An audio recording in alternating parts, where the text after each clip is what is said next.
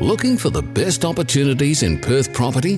Get the local area expertise you need from Momentum Wealth, WA's trusted property investment consultants. Market insights, advice and representation from award-winning buyers agents and REWA Hall of Fame inductees. Visit Momentum Wealth's website at momentumwealth.com.au to organise your obligation-free consultation today.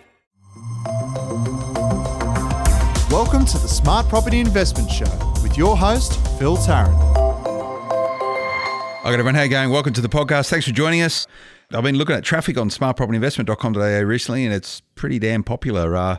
The last month of 2020 was our biggest in our history, and it goes to show that there is a spotlight placed on Australian property right now, and a lot of people, a lot of them are just owner-occupiers, looking for the wealth effect of thinking that they're getting richer because their property's going up in value. But a lot of that traffic is driven by property investors, and it's interesting to watch their behaviour and how they are consuming data and information on smartpropertyinvestment.com.au. So looking at that and looking at the growth of smartpropertyinvestment.com.au, which tells me a couple of things. Number one, people are getting more informed that they need to be educated around property. And number two, there's a lot more people in property right now, and chatting with some of the people that I knock around with in property who I like to think know what they're talking about. Tom Panos, for example, who's pretty big in the residential real estate sales side of things, reckons he's never seen a market like this, reckons that, and, you know, echoing some of the commentary coming out of the media that we're short on real estate agents right now. So it's going to be a very interesting market moving forward. There's a lot of different people you can listen to when it comes to property. My job, steering smartpropertyinvestment.com.au, is to give you a wide range of information so you can make more informed buying decisions. I'm just a journo. I do that pretty well, I like to think, and I like to curate that information. So sometimes some of the guests we have on the Smart Property Investment Show might not necessarily share your opinions, your views, and I'm talking to both investors there and people who work in property in Australia. But this is a difference in opinion which helps shapes investing strategies and the outcomes of that. Someone who we speak to reasonably regularly on Smart Property Investment podcast is Mr Sheppard. He's the head of research at Select Residential Property. It's a good business that's producing some really smart data that often bucks the trends. So I've asked him into the studio, have a chat with us, see what's going on right now. And often his views are controversial. Sometimes they're quite contrarian. Sometimes he pokes the bear and he cops a bit of flack around it. So I'm going to do my best to try and extract what we can out of Jeremy today. Jeremy, how you going? You well? Yeah, good. Thanks, Phil. Thanks very much for having me on your show. Yeah, good one, mate. Hey, we haven't spoken much since all this COVID malarkey. What do you reckon of property in Australia at the moment? Give me a top line Jeremy Sheppard view of it all. It is getting harder and harder to find a market I can point my finger at and say, don't buy there. It's looking good almost everywhere, which is bad for me because my services are more in demand when it's tough to find high growth locations. So it's pretty much roll the dice and you'll be okay.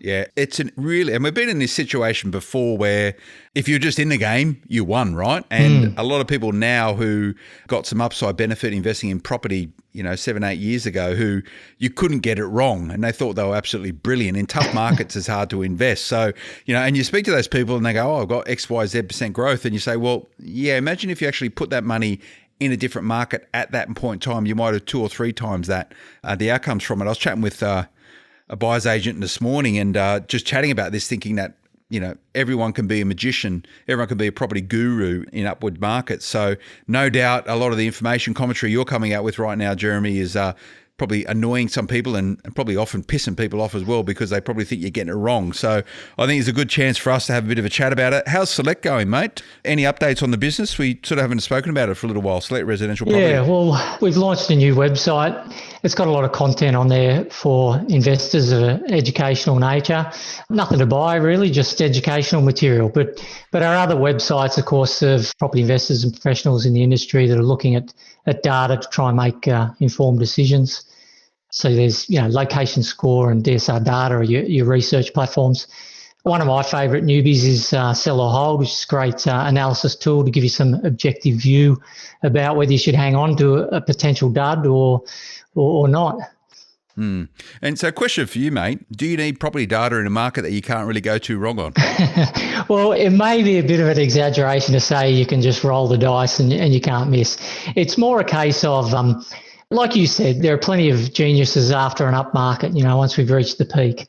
And it's getting a lot like that. I noticed just with the December data that now finally there are two markets in Darwin where, these are buy recommendations. Now, I'm not saying there's going to be growth in Darwin. On the contrary, I think it's going to be quite flat, at least for this year. And similarly with Perth. But it's one of those cases where you count the number of suburbs that you would put your money in, and it might be less than 1% a year ago, and now there's some activity going on there in some of the worst markets.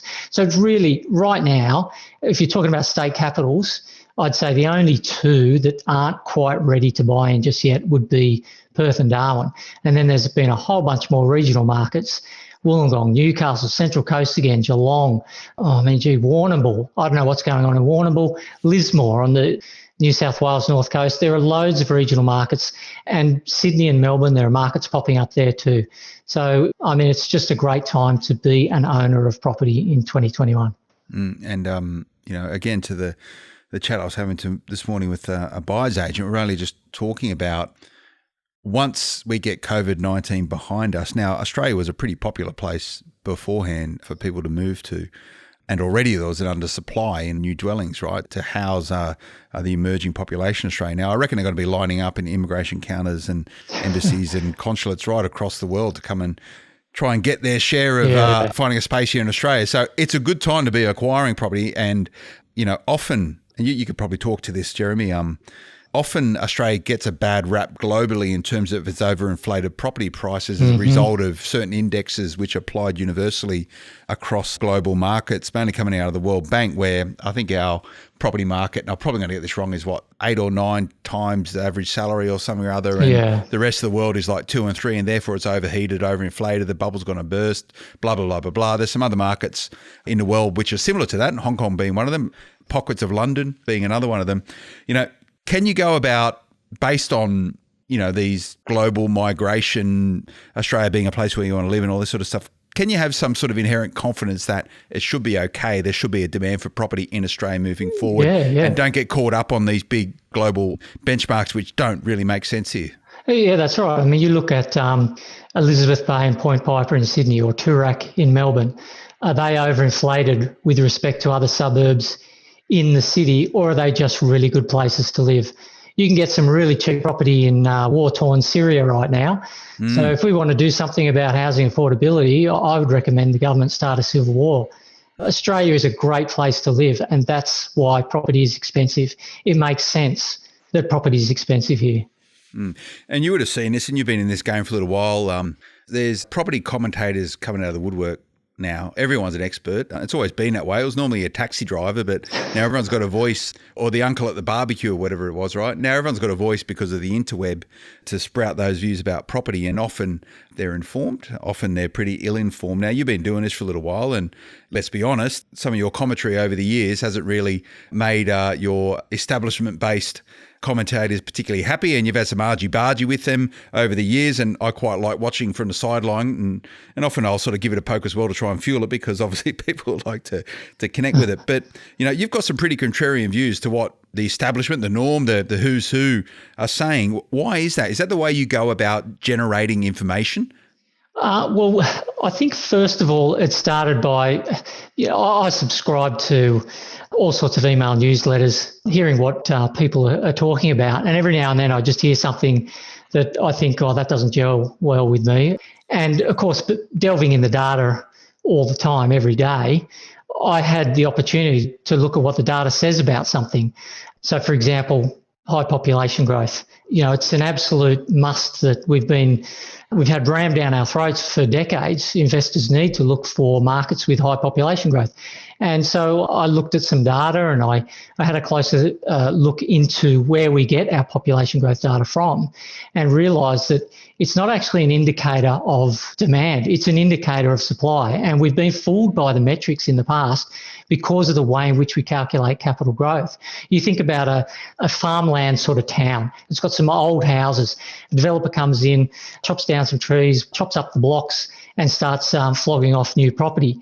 Now, let's say the old property were all 60-year-old fibro shacks, and they'd sell for, say, $400,000. And the new properties sell for $500,000. at the start of the year, you might only have sales of 400,000. That's what the median is. At the end of the year, there's a whole bunch of new properties selling for 500,000. And so that's what the median shifts to. So it looks like there's been 25% capital growth over that year. But old properties are still selling for 400,000. New properties are still selling for 500,000. There's been no capital growth. But because of all these new properties, the population has increased. And it looks like, if you measure capital growth by a change in median, there's been 25% capital growth. So you get some half-assed data scientists looking at things. They don't know about these anomalies, and they think there's been a correlation between population growth and capital growth, and it's just not true. Population growth is more an indicator of supply at the suburb level than it is of demand. So most Property 101 people would say invest in places where population is increasing, and this is what you're talking about right now. And this is the dichotomy between, and it takes property investors, I find, some time to get this, the dichotomy between what the data says and actually what is happening, the reality. And that's what you spoke about there, like what is the ground truth, what's the word on the street. And you need to be careful as a property investor that you don't make all your buying decisions based on what the data says. You actually got to get on the ground and check it out. Now, a lot of your views I subscribe to, some of them, Jeremy, I don't. But, you know, we're big boys and I'm happy to have the chat. And I think it's very healthy to discuss these type of things. Now, you know, you're a data scientist. I'm not. I'm just a guy that looks at spreadsheets sometimes, but I'm pretty good at asking questions and talking to people, right? So, you know, for the rest of the podcast, we'll go through some of these maybe more controversial views that you have right now, and we'll stress test them a little bit. I'm not going to give you my opinion whether or not I think they're right, wrong, and indifferent, but I think people need to, and hopefully we can achieve this, that they can expand their thinking. Instead of having the bias that they think a particular way now, start thinking things about differently and maybe interpreting and looking scenarios differently to try and make a more informed decision. So avoiding high population growth suburbs. There's got to be people out there going, mate, you don't know what you're talking about. How do you look? You've justified your position on this, but, you know, what are the arguments against it where people go, well, that's wrong in that case, that's wrong in that case? Well, there are exceptions actually, and it comes down to the granularity of research that you're doing. Actually, before I go on, I just want to clarify that I'm not a qualified data scientist. I know a little bit about data science. It's all self-taught, and I've been programming for like 20 years, and I used to be I have a degree in electrical engineering, so my maths is pretty tight too, but I'm not actually a data scientist. So just... But you're an interpreter of data, yeah. Okay, so this whole population growth thing, when an investor is looking for a place to invest, they're not picking necessarily an entire city like Sydney. They're picking an individual suburb. And so quite often they'll go and look for population growth data at the suburb level. And the only data of population growth we have at the suburb level is census data, which is conducted once every 5 years. And it takes them a year to get it all together and publish it. So we've got one coming up around the middle of this year.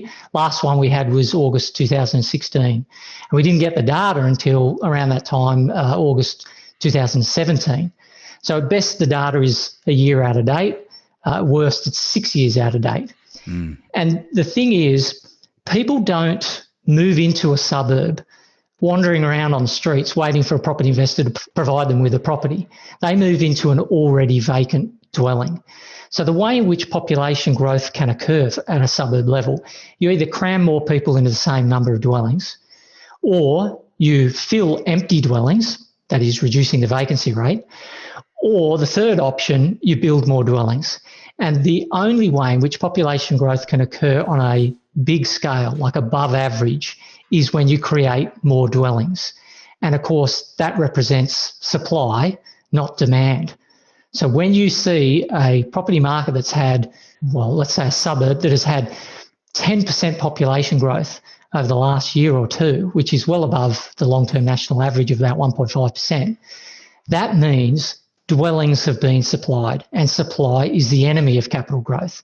So at best, you put in 100 new dwellings into a suburb, they're occupied, 100% of them are occupied, you get a population increase, but you don't have a case where demand exceeds supply, which is what's going to push property prices higher. So quite often you could have 100 new dwellings and only 90 of them are filled, and you've got 10 oversupplied.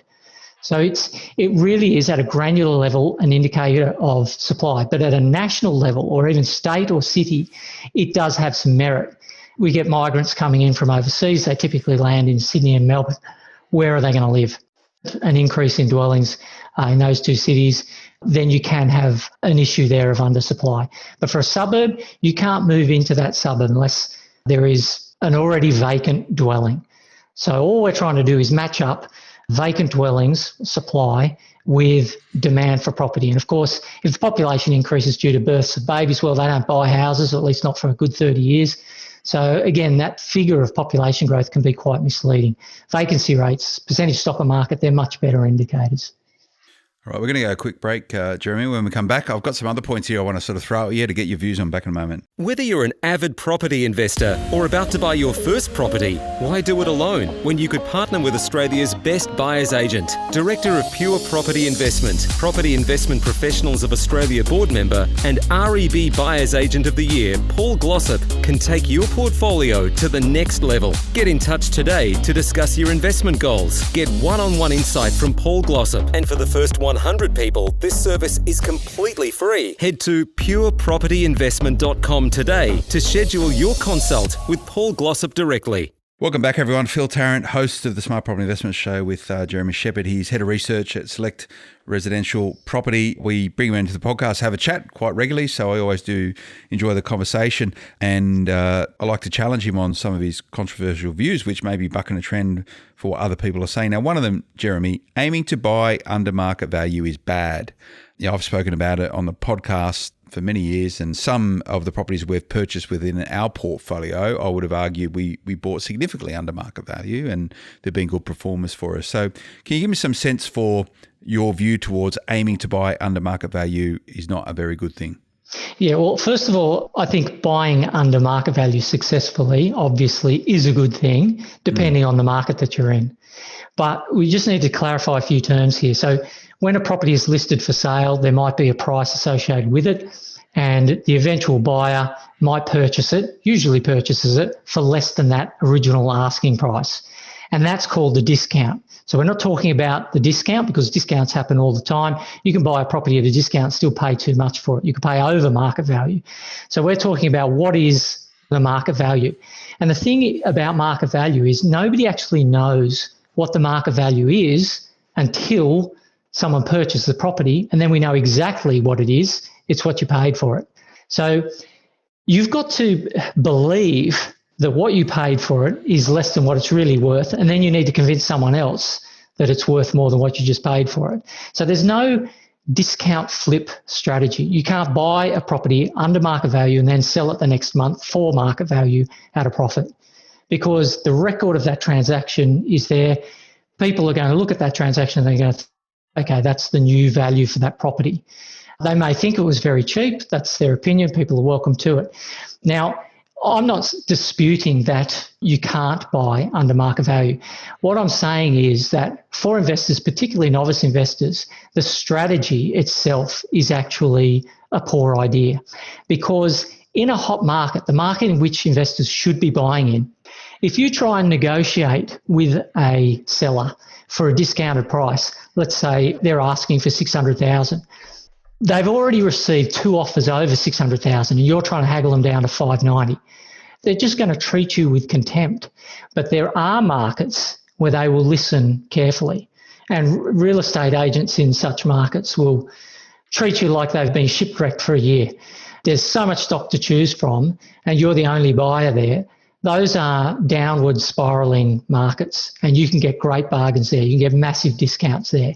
The markets in which you cannot possibly get a discount, get a bargain, are the markets that are so hot, everyone is offering above fair market value. And that is what capital growth is. If everyone is paying fair market value, that's a flat market. But if everyone is paying above market value, then that's a rising market. And those are the ones that investors should be targeting. So although you can get a bargain or buy under market value, and it is successful, as a general strategy, I don't think that investors should be pursuing them. They should be pursuing the capital growth. If you focus too hard on buying under market value, you will start targeting those markets where you think you got a $20,000 equity gain at the point of signing that contract, and 6 months later it now looks like it's 20,000 overvalued because you've bought into a declining market. So it's not that you can't do it. There are plenty of success stories. It's just the strategy. Yeah, and it's an interesting dynamic. Under market value, probably so getting a inverted commas bargain in a hot market doesn't normally happen. They're as rare as hen's teeth, right? If you've got investors all over the place trying to buy in a particular area, people aren't going to sell their property for less than what it's worth. You're always going to be paying, to your point, market rate. The market is what you paid for it. It's really, really simple. Now, one of the, I guess a hybrid of this particular strategy is buying properties in areas under what would be deemed the median price. Now, a lot of investors I know, shrewd and savvy investors, is that they can see a bit of a diamond in the rough, right? You can buy well in emerging areas, properties that are potentially really on the nose if you've got the capacity to undertake cost-effective renovations or some sort of capital uplift to bring it to the point which is the market, the median for a different category of properties in that particular suburb. So these two things working side by side can often be effective. Now, I think what happens is a lot of successful investors will say, I bought X property under market value and now it's worth this, but they never really tell you that they spent $30,000 or $40,000 on fixing it, improving it, repairing it, doing whatever to transform its rentability, transform its capital growth. Now it's capital value. And, if you go down that pathway of trying to find properties which are under the median for a particular market and spending money to uplift it, banks still need to see some time of growth before they will finance that. So yeah, that's right. On this one, I tend to agree with you. In hot markets, you don't normally get under market value properties. Beauty's in the eye of the beholder, and what you pay for it is what it's worth. And to your point, people are paying over now, mate. Yeah, well, I mean, my strategy would be I would try and target a market where it is impossible to buy under market value, where to get a foot in the door, you've got to make an offer that is over what is currently considered fair market value. And every time someone is able to buy under market value, that's a kick in the capital growth groin of that market. Yeah, and real estate agents, if you're out there trying to buy property right now in a market which is pretty hot and you find that real estate agents aren't returning your calls, it's purely because they've got way more offers that much more than you're paying. So if you're one of those people, you'll probably never buy a property. Another point here, Jeremy, new properties underperform. Thoughts? Oh. Yeah, okay, so... Discuss. Sounds like a university. There's always been this debate about new versus old. And honestly, there is no debate. It is an open and shut case. I think that a lot of people have been confused because of a lot of marketing material from those who push new. So I've done the numbers, I've looked at the maths, and there is overwhelming evidence to suggest that new properties definitely underperform old, considering absolutely everything. So the first thing that a developer will want you to be aware of is these supposed depreciation benefits. There's no such thing as a depreciation benefit. There's nothing beneficial about depreciation. Depreciation is the opposite of appreciation. Appreciation is another word for capital growth. And there is a obvious inverse relationship between capital growth and rate of depreciation. Depreciation is, for those listeners not familiar with it, it's a deterioration and age of the dwelling. So let's say you've got a block of land, you've got a house on top of it. The land, as it ages, gets more valuable. So land appreciates, but the building on top of it depreciates. As it ages, it becomes less valuable. And it's the same for cars and electronic devices and so on. They all depreciate. And you can claim this depreciation against your taxable income if you have an investment property and you've got a new property. As it's aging, it's losing value. So let's say over the financial year, a new property depreciates by, say, $10,000. You might be on a salary of $100,000. Now you're paying tax on a salary of $90,000 because you've claimed $10,000. Now, let's say at that rate, just for simplicity's sake, it's 40 cents in the dollar. You're paying 40% tax. You've got a saving then by claiming that $10,000 in depreciation. You've got a $4,000 tax saving. You pay $4,000 less tax. But that's not a benefit. You're not better off by $4,000. You're actually worse off by $6,000. Your net position has degraded by $6,000. You've claimed a loss of $10,000, but because it's a tax-deductible claim, it's only as bad as $6,000. But if you didn't have a new property, if you had an old property that didn't have any depreciation, you wouldn't even be claiming $10,000. You wouldn't be worse off by $6,000. You'd be worse off by nothing. So there isn't a benefit to depreciation. You want to minimise depreciation, not maximise it. Now, having said that, if you've got an investment property already, you should claim every bit of depreciation that you possibly can. You just shouldn't target to purchase properties with high rates of depreciation because they will have low rates of capital growth. And if you do all the numbers, you add up the improved capital growth from an old property against the depreciation tax that you can claim. You look at stamp duty savings, you look at higher rental income that you get for new properties, you look at lower repairs and maintenance for new properties. By the way, we don't call repairs and maintenance a repairs and maintenance benefit. It's still a loss, just the same as depreciation, but it's not a repairs and maintenance benefit. So the term benefit is tacked on the end there for marketing purposes. But if you have two properties side by side and they are on identical blocks of land, but on one you have a new property and on the other you have an old property, it is impossible for the new property to outperform the old property. It is a mathematical certainty that the old property will outperform, and it's because of this concept of land asset ratio. So if, let's say, for example, you purchase a house and land package, you buy a $200,000 block of land and then you get the developer to build a $300,000 property on it. So the land is worth $200,000, the total asset is worth $500,000. So the land to asset ratio is 40%, and that's quite low. I wouldn't touch anything with less than 60% land asset ratio, because it's the land that appreciates, the building depreciates. You want more of your money allocated towards the appreciating portion of the property rather than the depreciating portion.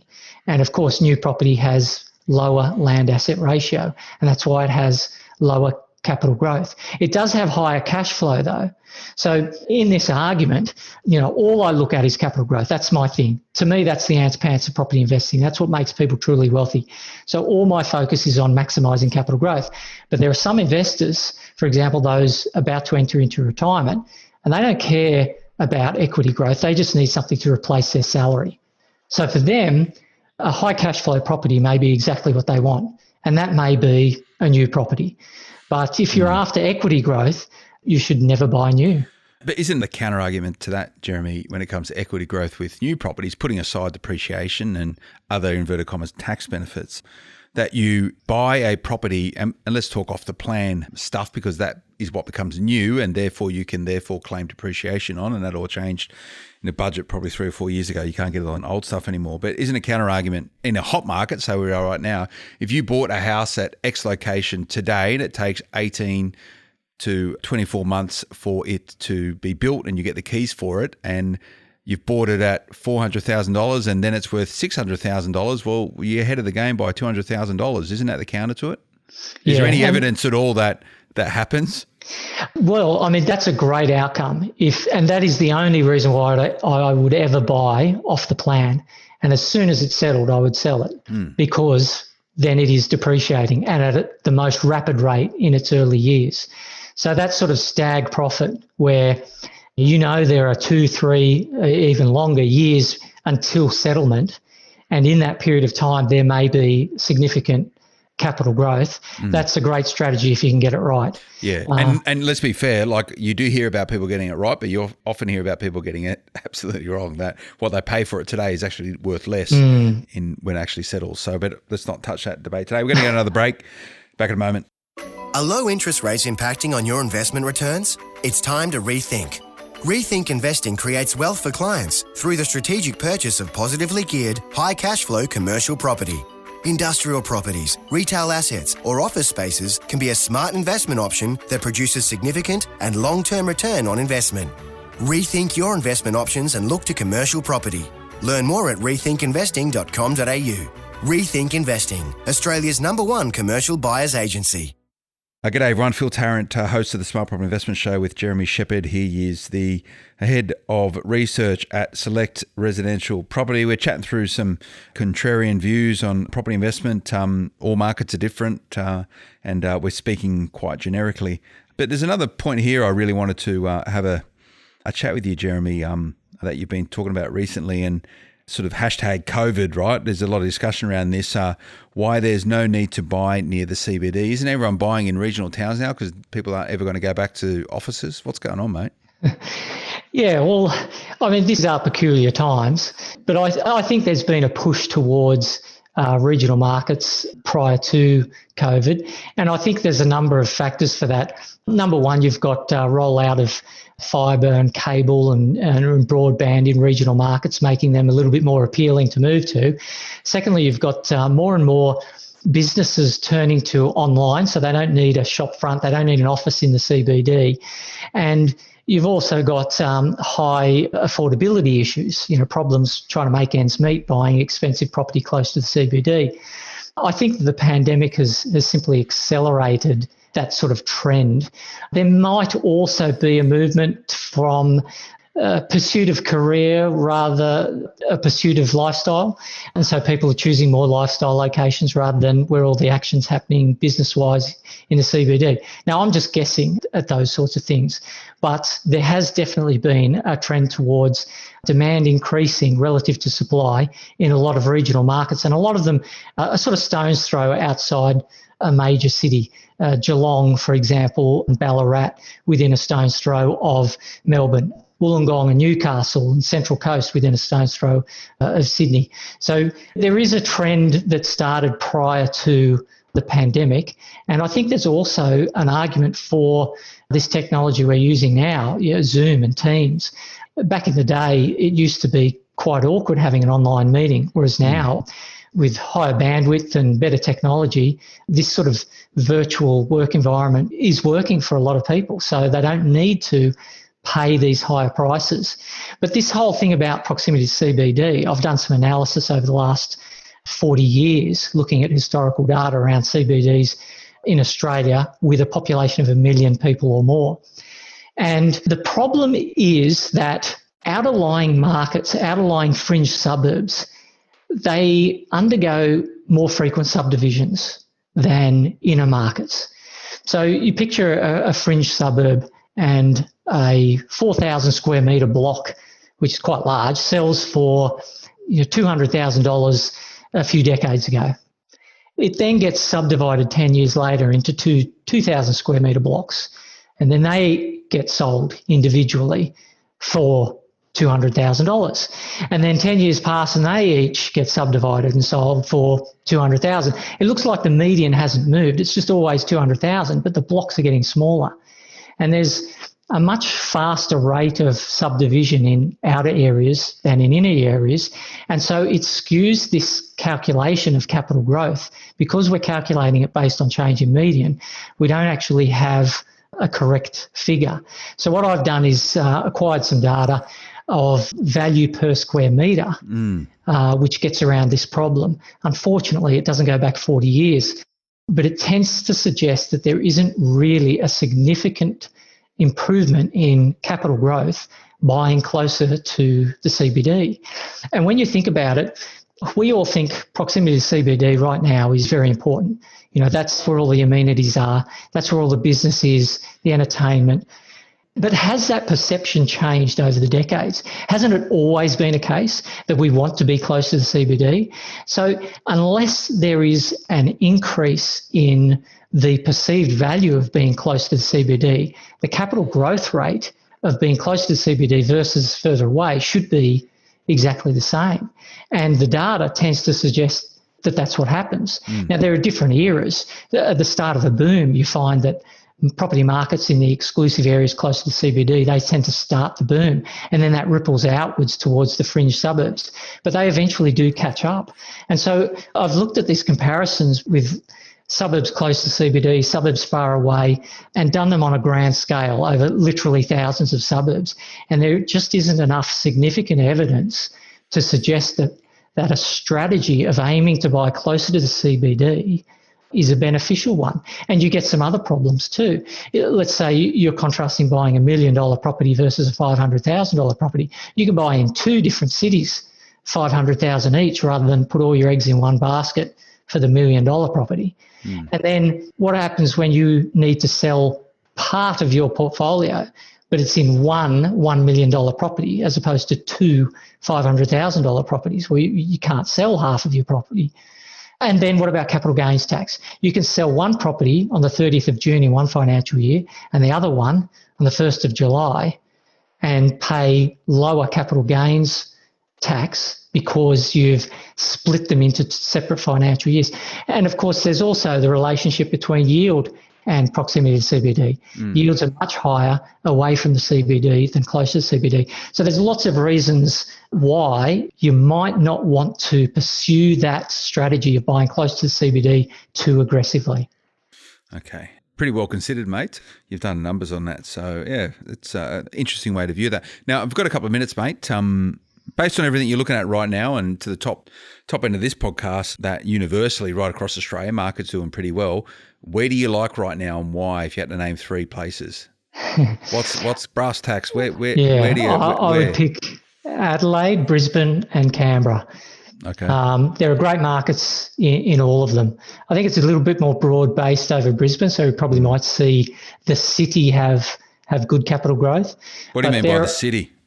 Well, you don't have the extremes of demand versus supply like you do in Adelaide and Canberra, but there are more suburbs with potential for growth in Brisbane. So if I were going to make one of those predictions of which capital city is going to have the most growth over the next 12 months, I'd probably pick Brisbane, but I wouldn't buy there. I'd buy in Adelaide because I can only buy a single property in a street of one suburb. And there are suburbs in Adelaide that I believe have a little bit better potential for growth. And you're going to tell us what those suburbs are? Am I going to be able to get that? Can I get that out of you? Can you give us one at least? There's to the northeast around Modbury North. Yeah. I also like the northwest around, Taparoo and Birkenhead.